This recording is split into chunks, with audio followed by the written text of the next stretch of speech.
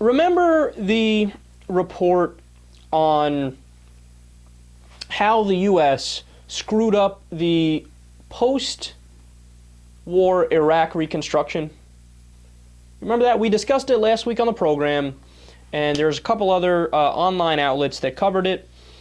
And the report was from Stuart Bowen, who is the Special Inspector General for Iraq Reconstruction. And he released a report that concluded that of the $60 billion the United States spent on reconstruction projects in Iraq following the 2003 invasion, at least, and I think this is a really conservative figure, $8 billion of that money was wasted. And I cited you specific examples where they decided, hey, we'll build a pipe underneath this bridge so we can have oil and natural gas flow there, and engineers told them it's not possible. They tried it anyway, and then they weren't able to do it, so they had to build another way. They wasted $400 some odd million doing that. They were building a prison in one area. They got halfway through, but the insurgency was too strong against them, so they abandoned it. They wasted millions of dollars doing that. There was example after example after example of us just pissing away money, right? And all the money was supposed to go towards necessary things like clean water, sanitation, infrastructure.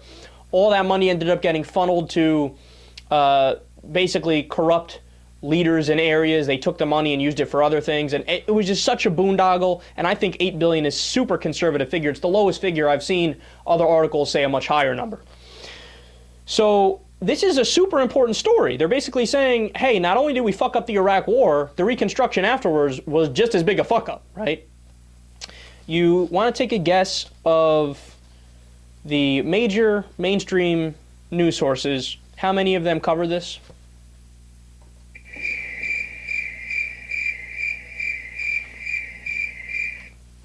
None of them. No, this is amazing. So let me give you all of the specifics here so you know exactly what the numbers are. PBS and MSNBC gave 10 minutes. Oh, good for them. Are they not merciful? And keep it real, they are the better of all the organizations, and they have their moments where they're horrible, but they're better than all the others, right? NBC, ABC, CBS, Fox News, and CNN have devoted a combined 35 seconds to the story. I mean, what is there to say? This is such a major story. And by the way, all of these news outlets want to talk about balancing the budget, reducing the deficit, lowering the national debt all the time. But whenever they talk about doing those things, what do the politicians on the air say? And what do the pundits say? Well, you know, obviously we're going to have to go ahead and cut earned benefit programs.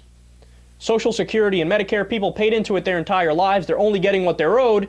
And by the way, those programs are separate. They're not part of the general budget. And by the way, Social Security is a $2.7 trillion surplus.